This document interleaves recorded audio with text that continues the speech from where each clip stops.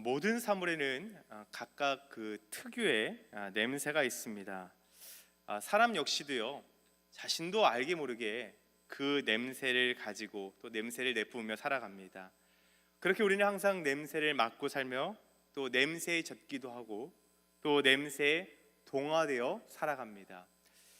이 냄새와 관련해서 프루스트 현상이라는 용어가 있습니다. 화면을 띄워주시면, 특정한 냄새나 향기로 인해서 어떤 이 과거와 관련된 그 어떤 기억이나 어떤 감정, 누군가를 떠올리는 현상을 가리키는 말입니다.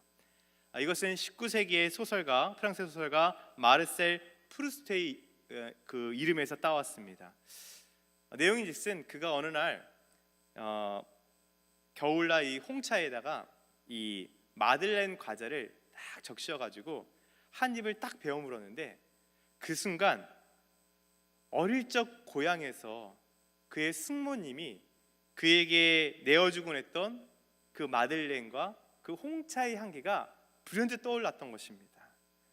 머리에 펼쳐진 그때의 그 고향의 기억이요, 그의 그 대표작 잃어버린 시간을 찾아서의 그 지필로까지 이어지게 되었다고 합니다. 여러분, 이것은요 실제로 과학적으로도 증명이 되는데, 이스라엘의 와이즈먼 연구소에 따르면요, 어떤 시각이나 청각이 어떤 그 기억 통한 그 기억은요 주로 단기 기억인데 비해서요, 이 후각을 통한 기억은 장기 기억에 굉장히 큰 영향을 미친다고 합니다. 그래서 냄새를 맡았을 때 감정적인 그 느낌이요, 다른 감각에 비해서 굉장히 훨씬 더 오랫동안 그 전달한다는 것이죠. 사실 저에게도요 이와 같은 이와 관련된 에피소드가 하나 있습니다.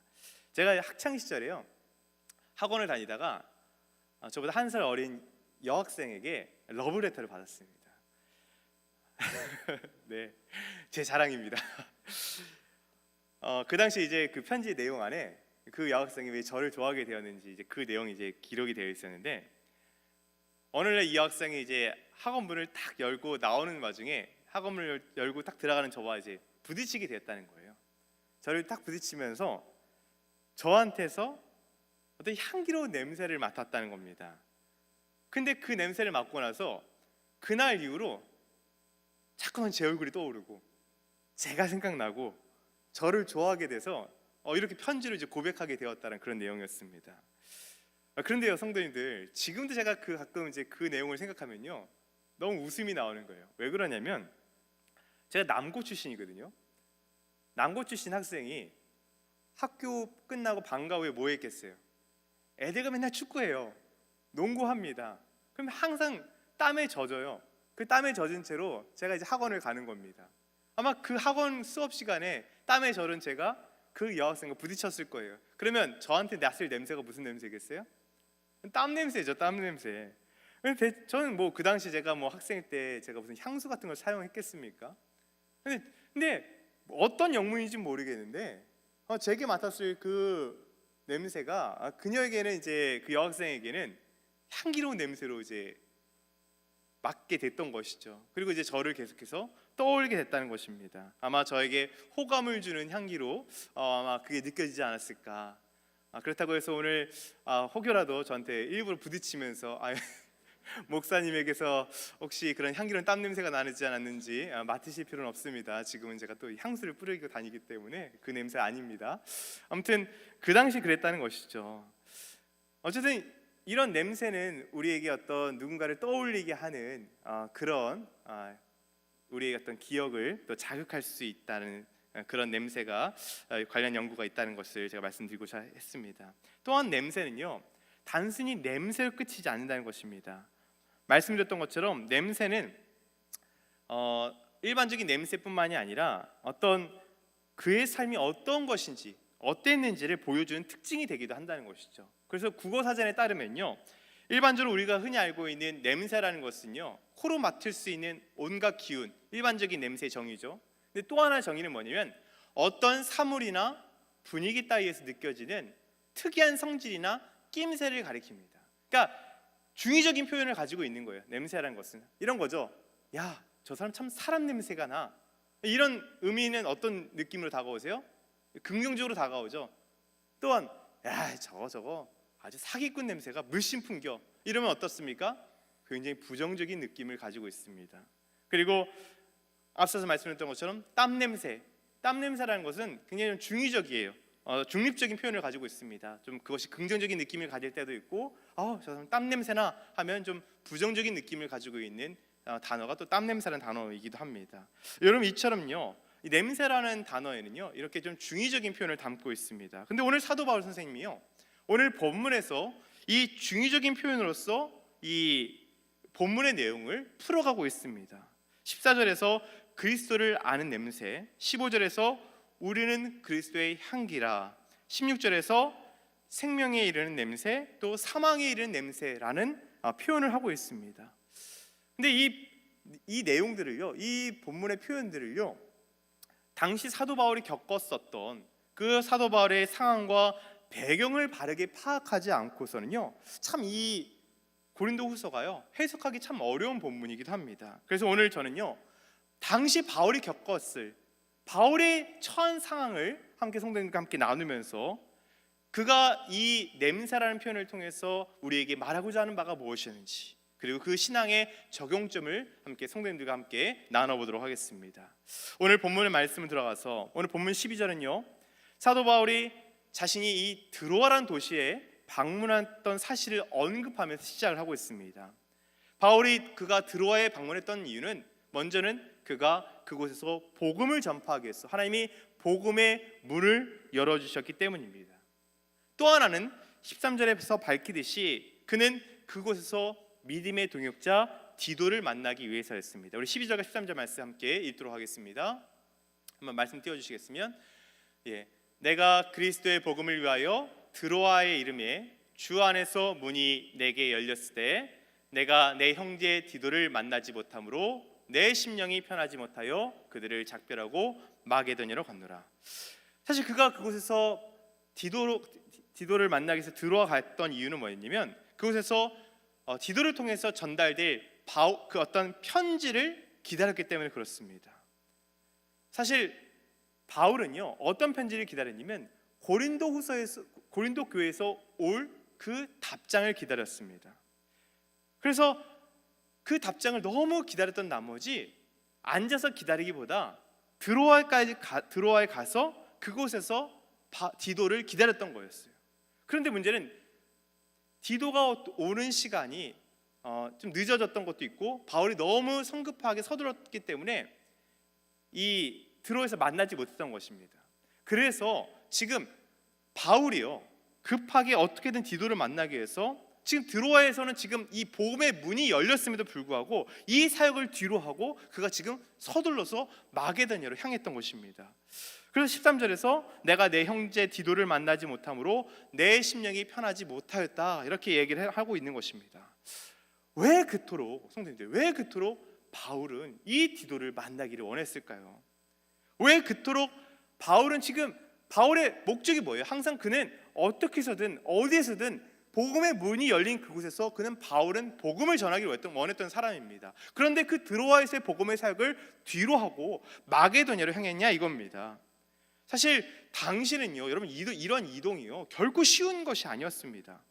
여러분, 일단 교통편이요 오늘날처럼 편하지 않았어요. 시간과 비용이 너무나 많이 든 행위였습니다. 무엇보다 가장 심각했던 것은 안전이었습니다. 오늘날처럼 여러분 치안이 잘 발달되었던 것도 아니었고요.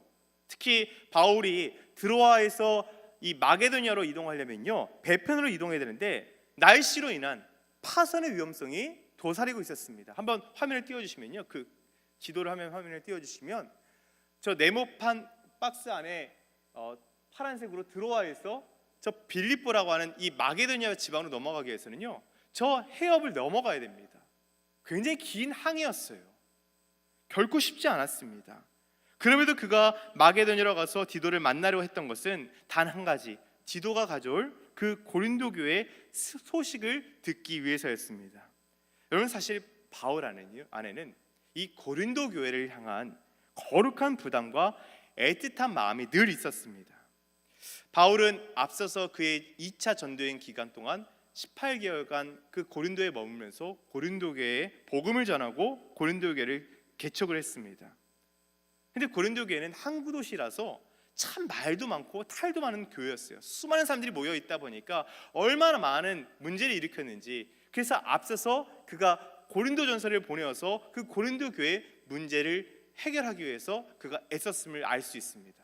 그래서 이제 고린도 교회의 문제가 좀 자리 안정되고 고린도 교회가 이제 부흥하겠거니 하고 기다리고 있는데, 아니 이게 웬걸요? 또 다른 소식이 그에게 들려오는 것입니다. 이 소식은 바울의 마음을 너무 아프게 했어요. 무엇이냐?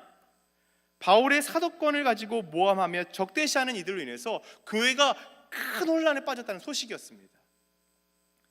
한마디로 바울은 사도가 아니다. 바울은 예수님을 다니고 예수를 만났던 사도가 아니지 않느냐? 바울은 사도가 아니다.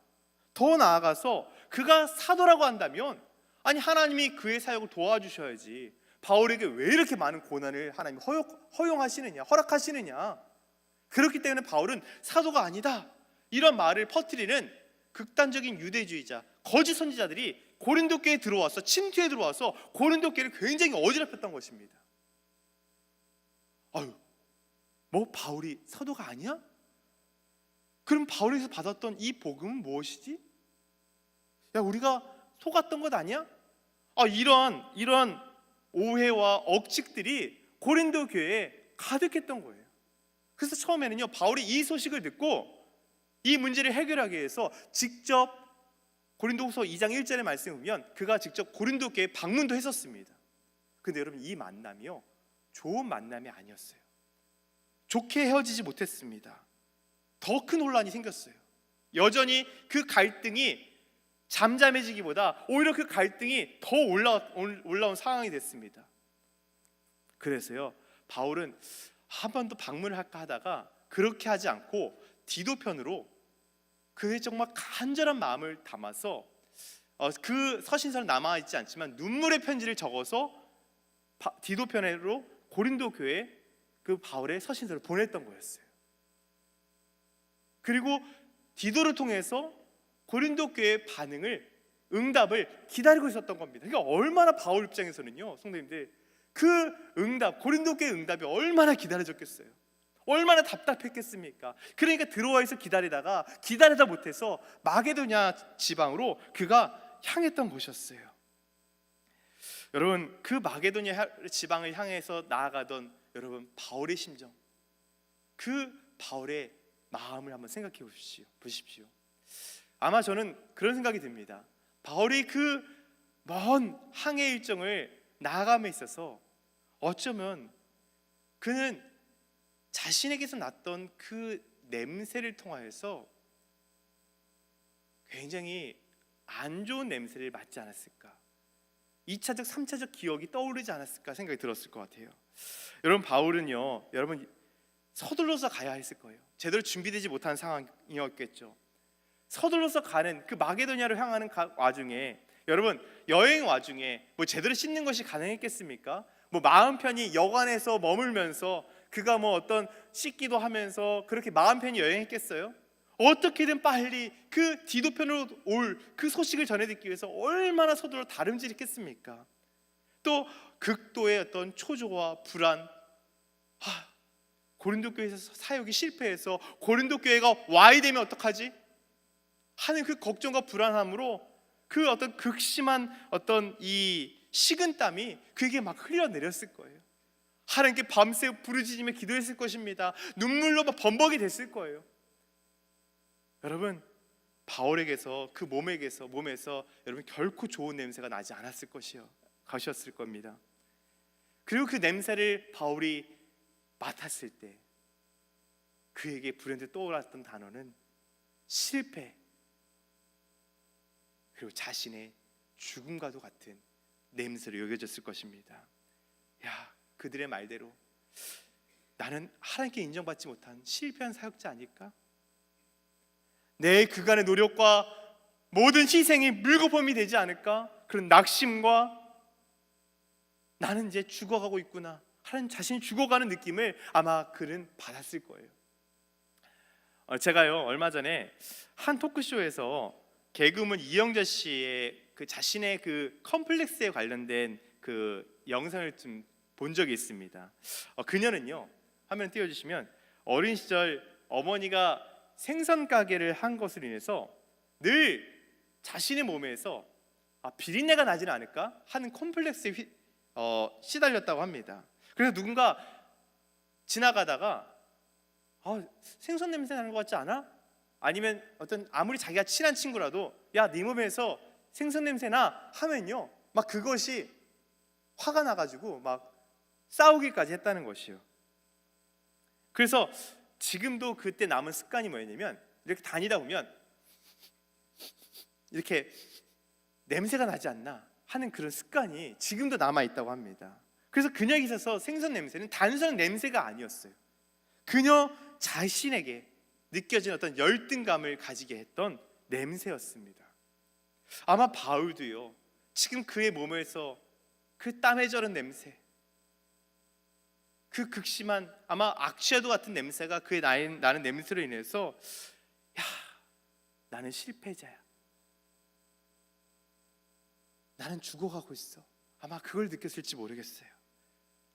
그런데요, 갑자기 성도님들 14절에서요 바울이요, 이런 바울이 이와는 대조적인 분위기로 바뀌면서 바울이 갑자기 자신의 사도직의 어떤 감격에 찬 감사와 자신의 사명에 대한 확신에 찬 다짐이 나오게 됩니다. 우리 한번 14절 말씀을 함께 읽겠습니다. 읽기 전에 근데요, 사실 이게 왜 이 반전을 일으키는지, 사실 우리 개역개정에서는요 이 한 단어가 사실 생략이 되어 있어요. 원문을 보면요 어떤 단어가 생략되어 있냐면 그러나라는 단어가 생략이 되어 있습니다. 그래서 우리가 이 시간 이 그러나라는 단어를 한번 넣어서 다시 한번 14절 말씀을 함께 크게 읽도록 하겠습니다. 시작. 그러나 항상 우리를 그리스도 안에서 이기게 하시고 우리로 말미암아 각처에서 그리스도를 아는 냄새를 나타내시는 하나님께 감사하노라. 여러분, 지금 여기서 이기게 하다라는 말을 원문으로 보면요 개선 행진으로 지금 인도하신다는 뜻이에요. 지금 하나님이 자신들을 그리스도의 승리의 개선 행진에 참여시켜 주셨다, 이렇게 지금 굉장히 지금 앞서서 바울의 부정적인 상황과는 반대되는 굉장히 희열에 찬 목소리로 바울이 고백을 하고 있는 것을 우리가 알 수가 있습니다. 특히 여러분, 이 상황이 어떻게 됐냐 이겁니다. 여러분, 사실요 우리 이 본문은요 그래서 이 연구가 필요한 거예요. 고린도후서 7장 5절부터 7절의 말씀에 보면요 바울은요 지금 그토록 만나기를 고대했던 디도를 드디어 이 마게도냐에서 만나고 고린도 교회 소식을 들었음을 알 수 있습니다. 그리고 그 고린도 교회 성도들이 자신들의 잘못을 뉘우치고 회개하고 다시 바울에게로 다가왔다는 사실을 우리가 고린도후서 7장 5절부터 7절의 말씀을 알 수 있는데요, 제가 이 말씀을 읽어드리도록 하겠습니다. 우리가 마게도냐에 이르렀을 때에도 우리 역체가 편하지 못하였고 사방으로 환난을 당하여 밖으로는 다툼이요 안으로는 두려움이었노라. 그러나 낙심한 자들을 위로하시는 하나님이 디도가 오므로 우리를 위로하셨으니 그가 온 것뿐 아니요 오직 그가 너희에게서 받은 그 위로로 위로하고 너희의 사모함과 애통함과 나를 위하여 열심히 있는 것을 우리에게 보고함으로 나를 더욱 기쁘게 하였느니라. 아멘. 그러니까 디도에게 온 소식이요 바울을 기쁘게 하는 소식이었어요. 지금 바울과 다시 고린도 교회의 관계가, 멀어졌던 관계가 다시 가까워지게 된 겁니다. 여러분, 이 순간 여러분 바울이 누구를 떠올렸겠어요? 예수 그리스도를 떠올린 겁니다. 예수 그리스도께서 죄인 되었던 인간과 하나님의 관계를 다시 가깝게 하셨던 그 복음을 떠올렸을 거예요. 여러분, 예수님도요 십자가에서 여러분 나쁜 냄새를 맡았을 겁니다. 많은 이들이 예수님을 조롱하고 침뱉고 배신하며 거절당했던 그 거절의 냄새를 맡으셨을 거예요. 십자가를 짊어지고 골고다에 오르셨을 때 그 극심하게 비오듯 흘렀던 그 땀 냄새 가득했을 것입니다. 심한 채찍과 십자가 달리며 자신이 흘려 했던 그 피 냄새를 맡으셔야만 했습니다. 여러분, 이 모든 것은요 바로 죽음을 가리키는 냄새였어요. 그런데 여러분, 그 극심한 그 냄새, 그 죽음의 냄새가 여러분 어떻게 됩니까? 하나님께서 부활로써 그 냄새를 역전시키셨습니다. 온 인류를 구원하고 하나님과 관계를 다시 회복시켜 주시는 생명의 냄새요, 또 사랑의 냄새요, 승리의 냄새로 하나님이 삼으셨다는 사실입니다. 그럼 바울은 지금 어쩌면 자신이 맡았을, 자신에게 났었던 이 악취와도 같은 냄새, 자신이 죽어가던 실패의 냄새, 죽음의 냄새가 도리어 승리를 가리키는 냄새였구나 라는 사실을 확신하게 됐던 것이었어요. 그래서 바울은 이렇게 고백했던 것입니다. 하나님이 내게서 났던 이 냄새가 실은 실패의 냄새가 아니라, 패배의 냄새가 아니라, 죽음의 냄새가 아니라 실은 승리의 냄새를 알게 하는 냄새구나. 그렇지, 이 냄새를 누군가는 맡으면 거절하지만 누군가는 맡으면 그것을 승리자의 냄새를 여길 거야. 여러분, 왜 그러냐면요, 당시 과거 로마에는요, 전쟁에서 승리했던 그 승리한 군대의 개선 행렬 앞에서 향을 태워서 그 승리의 냄새를 맡게 했습니다. 그런데 이 승리의 냄새가요, 여러분 보세요, 승리한 부대 또 승리한 백성들에게는요 어떤 냄새겠어요?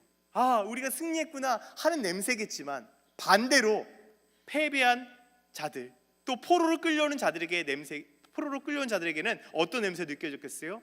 죽음에 이르는 냄새예요. 이 냄새가, 내게서 흘리는 땀 냄새가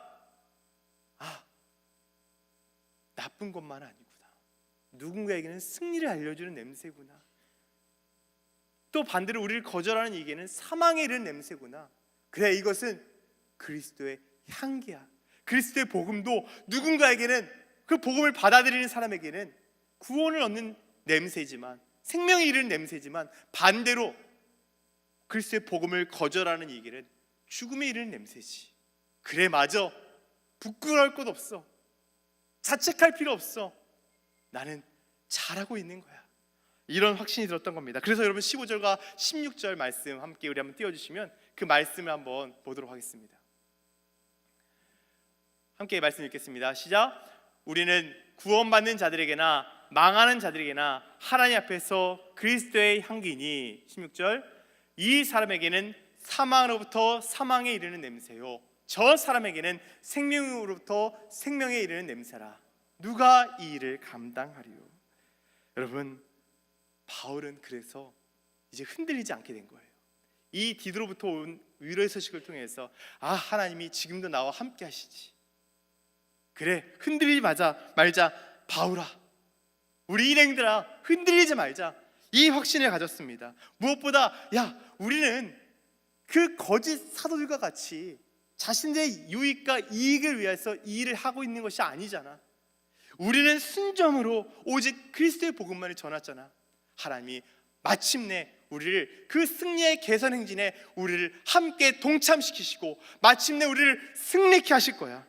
우리 그렇게 나아가자. 그러면 비록 우리 몸에서 때는 시큼한 땀 냄새가 난다 할지라도 우리의 이 피와 우리 흘린 땀 냄새로 인하여서 어딘가에서 누군가에게선 이 복음이 꽃피우게 될 것이고, 우리를 통하여서 누군가는 예수 그리스도를 떠올리게 될 거야 라는 그런 확신이 바울에게 들었던 것입니다. 여러분, 이처럼 앞서서 말씀드린 프루스트 현상처럼 그 바울에게서 났던 냄새는 실은 예수님의 사랑, 구원, 십자가 사건을 떠올리게 했던 바로 그리스도의 향기라는 사실을 우리에게 보여줍니다. 제가 잠시 말씀의 적용을 위해서 2013년 바카스 그 29초 영화제에 나왔던 한 편의 수상작이 있는데 그 영상을 잠깐 보고 제가 말씀을 마무리하도록 하겠습니다. 자, 영상 띄워주시겠습니까?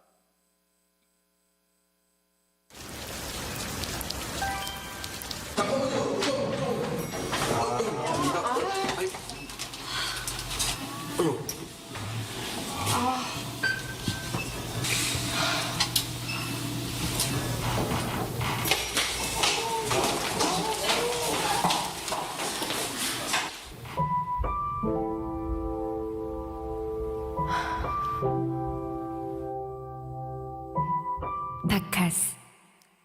네, 무슨 영상이냐면요, 아버지가 택배 기사인 것 같아요.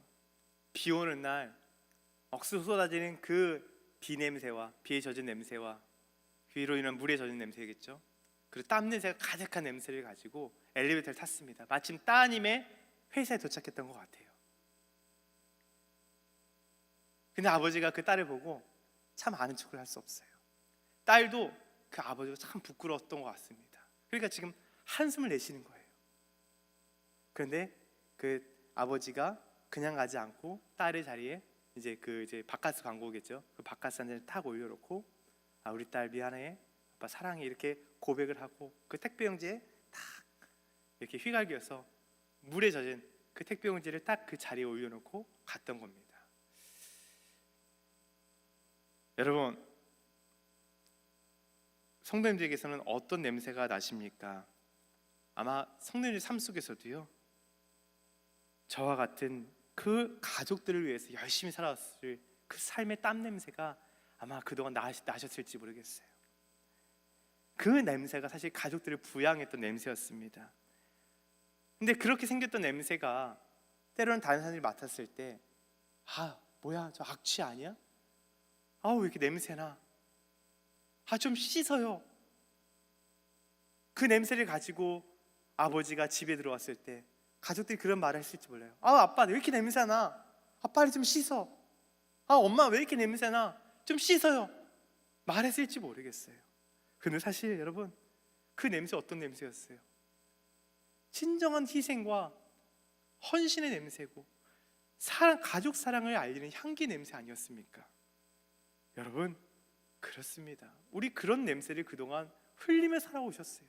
여기 계신 모든 성도님들이 다 그런 냄새를 흘리며 살아오셨습니다. 너무 귀하세요. 너무 귀하세요.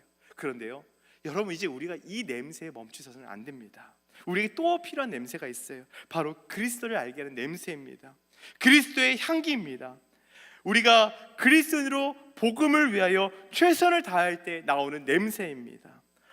복음을 모르는 사람에게 나아가서 달려가서 복음을 전하고요, 우리 주변에 도움이 필요한 자를 위하여 땀을 흘리며 정말 애쓰며 수고하며 때로는 그래서 억울한 일을 당하며 그럴 때 나는 냄새를 말입니다. 그 우리가 복음을 위하여 흘린 땀과 우리의 노력의 그 열정 안에는요, 분명히 때로는 실패의 감정도 녹아져 있을 거예요. 사람들의 거절의 냄새도 담겨져 있을 겁니다. 핍박의 냄새, 실언의 냄새, 실망의 냄새가 함께 묻어져 있을 거예요. 그런데 여러분, 그 냄새를 여러분 하나님이 기뻐 여기신다는 사실입니다. 그리고 하나님은 그 냄새를 승리의 냄새, 승리를 알리는 개선의 냄새로 여기실 것이라는 사실입니다. 우리 바울이 그랬고요, 많은 믿음의 선진들이 이와 같은 그리스도의 향기를 내뿜으며 살아왔습니다. 이제는 우리가 그 냄새를 내면서 살아야 할 때라는 사실입니다.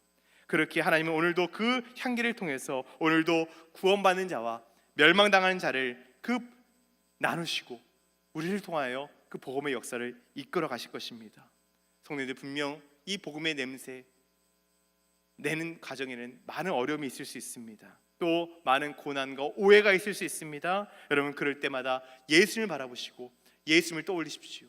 예수님도 그와 같은 냄새를 흘리셨습니다. 그러나 하나님이 역정케 하심으로 승리의 냄새로 탈바꿈하게 하여 주셨습니다. 우리도 마찬가지로 그리스도의 그렇게 냄새를 내고 있다고 한다면 우리 역시 마침내 그리스도의 승리의 행진에 함께 동참하게 되는 자들이 될 거란 사실입니다. 오늘도 각자 있는 자리에서 복음을 전하는 그 영광스럽고 충성스러운 그런 그리스도의 향기를 내는 자들로서 살아가시는 저와 성도님들의 삶이 되시기를 주의 이름으로 축복합니다. 함께 기도하겠습니다.